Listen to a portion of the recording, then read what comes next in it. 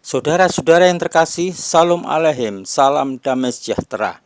Saudara, kejadian apalagi yang mengikuti dengan ditiupnya sangkakala ketujuh atau nafiri ketujuh atau nafiri terakhir, berarti penutupan semua apa yang sudah diciptakan alam semesta ini, juga kegiatan-kegiatan kemanusiaan.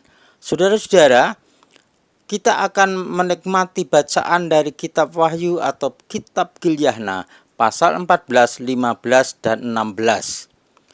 Kejadian yang kita dapati dari pasal-pasal tersebut adalah dari Wahyu pasal 14 kita mendapati bahwa Elohim sang pencipta langit dan bumi memberikan tanda pada dahi umat pilihan secara khusus.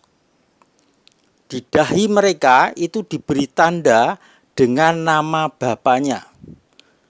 Bapa mereka itu tertulis di dalam dahi mereka. Saudara-saudara, banyak orang sebagian menafsirkan bahwa mereka itu yang diberi nama di dalam dahi mereka itu adalah sekte tertentu. Jumlahnya 144.000 orang. Ada juga beberapa gereja mengklaim bahwa itu adalah tokoh-tokoh gereja, orang-orang yang setia melayani yang terpilih. Benarkah itu, saudara-saudara? Orang boleh menafsirkan apa saja, tetapi firman Tuhan adalah yang benar. Firman Tuhan tidak bisa diubah. Dan kitab Wahyu pasal 14 menerangkan bahwa mereka yang diberi tanda pada dahinya itu khusus 144.000 orang pilihan dari Elohim sendiri. Mereka itu adalah orang-orang yang selama di bumi setia mengikuti Sang Mesias dalam kehidupan pelayanannya. Dan mereka itu dikatakan tidak bercela, kudus. Dan mereka itu juga perjaka, tidak menikah. Inilah saudara-saudara. Dan siapakah mereka itu? Itu adalah dijelaskan dalam pasal sebelumnya, yaitu pasal 7. Yaitu ke-12 suku Israel, masing-masing 12.000 orang. Jadi kalau 12 suku berarti 144.000 orang. Dan itu mungkin di kitab suci tidak tertulis. Kalau tertulis memang tidak cukup kitab suci ini. Tetapi Tuhan menunjukkan bahwa ternyata di luar pandangan manusia, Tuhan melihat ada 144.000 orang yang setia mengikuti Tuhan Mesias sang juru selamat selama di bumi. Setahu kita cuma 12 orang muridnya. 12 orang murid itu juga mewakili suku Israel. Tapi ini jelas setiap suku Israel masing-masing 12.000 orang. Dan itu dalam dahi mereka tertulis nama bapaknya. Siapakah nama bapaknya? Itu dijelaskan dalam kitab Tehillim atau Mazmur 89 ayat 27. Di situ dijelaskan bahwa nama bapaknya itu dalam bahasa mereka, yaitu bahasa Ibrani, yaitu Yahweh. Di dalam Alkitab bahasa Indonesia tidak ditemukan kata Yahweh. Yahweh itu nama diri sang pencipta langit dan bumi yang diperkenalkan oleh Tuhan sendiri kepada Bani Israel. Namanya Yahweh. Oleh karena itu, saudara-saudara, itulah yang benar. Lah mengapa dalam bahasa Indonesia tidak tertulis itu? Ya itulah kesalahan para penerjemah. Tapi untuk penerjemah Alkitab, Lembaga Alkitab Indonesia itu mengakui kebenarannya di dalam Alkitab itu sendiri, bagian kamus bagian belakang pada kata Tuhan huruf kapital semua. Di situ dijelaskan bahwa nama Tuhan itu pengganti nama Yahweh, sesembahan Israel. Orang Inggris juga begitu, saudara, mengganti nama Yahweh ini dengan The Lord, huruf kapital semua. Itu juga salah, saudara. Karena nama diri tidak bisa diubah dalam bahasa apapun. Itulah yang menyebabkan tersesatnya hampir seluruh manusia karena penterjemah ini menerjemahkan ke dalam bahasa mereka sendiri. Kalau di luar nama diri boleh diterjemahkan, tapi nama diri tidak boleh. Inilah yang menyesatkan, dan itu tipu daya si naga, si setan, yang berusaha untuk orang tidak mengenal nama Sang Pencipta yang sebenarnya. Itu yang pertama, saudara-saudara. Jadi kejadiannya yang mengikuti sangkakala ketujuh ditiup ini itu. Kemudian berikutnya adalah pada sangkakala ketujuh itu juga Rasul Yohanes melihat ada 3 malaikat yang mengumumkan. Yang pertama, malaikat itu mengumumkan bahwa Injil kerajaan atau Injil Tuhan itu diberitakan ke seluruh bumi. Dan dia, malaikat itu yang diberi tanggung jawab mengatakan demikian. Dan berpesan kepada semua manusia. Itu di dalam Wahyu 14 ayat 7. Itu jelas sekali, juga ayat 8. Pesannya malaikat untuk kita yang ada di bumi, takutlah akan Elohim dan berilah kemuliaan kepadanya, karena waktu penghakimannya telah tiba. Dan sembahlah dia yang telah menjadikan langit dan bumi, dan laut dan sumber-sumber air. Itu pesan malaikat pertama, saudara.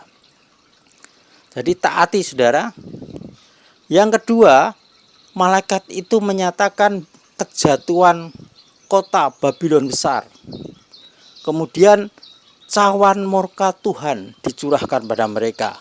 Karena Babylon besar ini satu sistem pemerintahan, sistem manusia, sistem penyembahan yang berbau penyembahan berhala atau dewa-dewa, atau istilahnya benda-benda atau roh-roh orang mati dan seterusnya.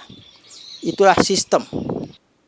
Ya, sistem Babylon besar ini diruntuhkan dan diberi murka Elohim. Jadi saudara, hati-hati, kita itu mengikuti firman Tuhan atau sistem Babel. Silahkan dicek dalam kehidupan saudara. Kemudian malaikat yang ketiga itu mencurahkan juga, menyatakan bahwa orang-orang yang mengikuti The Beast 66, juga menyembah ikonnya atau patungnya, juga yang menerima tanda pada dahi atau tangan kanannya, itu akan diberi anggur murka Tuhan. Tetapi orang-orang yang tidak mengikuti apa yang dikatakan oleh The Beast, tidak menyembah patung-patungnya, sistemnya, tidak melihat tanda, itu selamat. Dan itulah yang terjadi dengan 3 malaikat itu. Kemudian pada sangkakala ketujuh itu pula, malaikat Tuhan menyatakan tuwean di bumi. Tuwean di bumi seperti diajarkan Sang Mesias ketika di bumi, di dalam kitab Injil, antara ilalang dan gandum. Ilalang itu orang jahat, gandum itu orang benar. Jadi ilalang akan disabit, dikumpulkan dan dibakar dengan api siksaan kekal. Yang gandum itu beroleh keselamatan, dituai. Itulah yang terjadi. Kemudian berikutnya, saudara-saudara, ada 7 cawan murka Tuhan yang dilimpahkan ke bumi, saudara. Cawan apa saja murka Tuhan itu, saudara? Yang pertama adalah Tuhan memberikan satu murka atau hukuman kepada umat manusia di bumi, yaitu pertama adalah terjadinya borok. Ini penyakit, saudara. Borok yang buruk, jahat pada manusia yang mempunyai tanda binatang buas itu, ya, The Beast 66, dan mereka yang menyembah kepada ikonnya atau patungnya. Nah, itu yang pertama.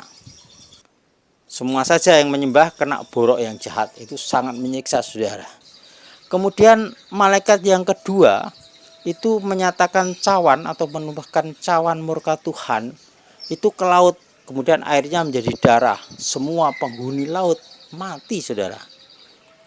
Sebagai hukuman. Yang ketiga itu ditumpahkanlah satu cawan murka Tuhan ke sungai-sungai dan sumber-sumber air sehingga terjadi darah. Sama saja, itu juga mematikan. Kemudian malaikat yang keempat juga mencurahkan cawan murka Tuhan ke matahari, sehingga panas matahari itu membakar manusia. Panasnya luar biasa sehingga manusia kesakitan. Dan kesakitan itu mereka tidak memanggil nama Elohim, tidak bertobat, tapi malah menghujat nama Elohim. Kemudian malaikat yang kelima mencurahkan cawan murka Tuhan ke takhta binatang buas atau ke kerajaan The Beast 66 ini, saudara. Sehingga semua penghuninya yang ada di takhta kerajaan The Beast 66 ini akan kesakitan. Dan mereka tidak bertobat, saudara, tapi malah menghujat Elohim yang di Samaim atau di sorga. Dan mereka juga malah mengatakan kata-kata untuk menunjukkan ketidakpuasannya dengan hukuman itu. Kemudian malaikat yang keenam mencurahkan cawan murka Tuhan ke sungai yang besar, yaitu sungai Efrat, supaya kering, nanti bisa dilalui raja-raja ya dari utara menuju Harmagedon. Nah, disitulah terlihat oleh Rasul Yohanes ada 3 pribadi yang berperan di sini, saudara-saudara, yaitu si naga atau setan, kemudian binatang buas itu The Beast 66, kemudian nabi palsu. Nah, ketiganya itu terlihat mengeluarkan roh najis serupa kata. Dan mereka itulah yang mengumpulkan raja-raja di bumi, orang-orang yang pengikut mereka itu menuju satu tempat, dalam bahasa Ibrani-nya disebut Harmagedon, atau dalam bahasa Inggris dan terusnya disebut Armageddon. Bahkan sudah ada filmnya.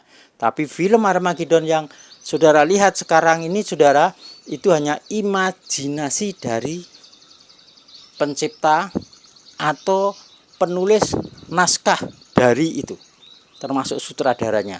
Tapi itu bukan sesuatu yang akan terjadi di akan datang, saudara. Karena yang akan datang akan terjadi seperti kitab suci katakan, bukan seperti di film itu, saudara. Jangan terpengaruh dengan film itu. Tonton saja sebagai hiburan.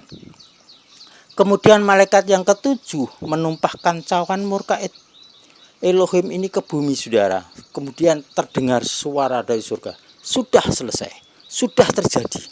Artinya hukuman itu 7 cawan dicurahkan. Dan terjadilah pada yang ketujuh ini, saudara, ada gempa bumi yang sangat dahsyat yang belum pernah terjadi di bumi, didahului dengan gemuruh guntur kilat yang menyambar-nyambar. Jadi gempa dahsyat yang paling besar akan terjadi pada sangkakala ketujuh ini, saudara. Sehingga bisa dikatakan kota-kota besar terbelah, pulau-pulau menghilang, gunung-gunung tidak nampak lagi, tidak dapat didapati. Terus terjadi hujan es yang sangat besar, sangat mengerikan, saudara. Sekarang ini sudah banyak hujan es, badai es, itu hanya permulaan aja, saudara. Tapi nanti ditutup dengan hujan es yang sangat besar. Itulah, saudara-saudara, yang terjadi pada sangkakala ketujuh dari kitab Wahyu 14, 15, dan 16. Saudara-saudara, dengan demikian saudara sudah tambah pencerahan bahwa kitab suci dibukakan untuk kita akhir zaman ini, supaya kita dapat berdoa dan berjaga-jaga, terutama menghadapi pengajaran-pengajaran sesat yang seolah-olah benar, pengikutnya banyak tetapi tidak sesuai firman Tuhan. Oleh sebab itu, saudara, saudara yang diterangi roh Tuhan, saudara akan memilih firman Tuhan atau pengajaran manusia yang pendukung banyak, yang mengikuti firman Tuhan sesungguhnya pendukungnya sedikit. Mana yang saudara pilih? Hidup atau mati? Murka cawan Tuhan atau berkat Tuhan? Silahkan saudara pilih. Tapi saya anjurkan supaya saudara pilih yang sesuai firman Tuhan, karena saudara akan beroleh hidup kekal yang sesungguhnya, penebusan yang sesungguhnya. Dan itulah yang terjadi, saudara-saudara. Dan saya jelaskan lagi, saudara, dari 144.000 orang dari pasal 14 tadi yang diberi tanda pada dahinya dengan nama Bapaknya, yaitu Yahweh Elohim, mereka itu adalah 144.000 orang itu buah sulung penebusan, saudara. Nah, kalau kita kan belum ditebus sempurna. Hanya 144.000 orang itu umat pilihan yang ditebus sebagai buah sulung. Kalau kita penebusan sempurna menunggu kedatangan Elohim di angkasa nanti, kita rapture, diangkat. Disitulah kita ketemu Tuhan dengan tubuh kemuliaan, tubuh surgawi, dan itulah yang disebut penebusan sempurna, penebusan yang kekal.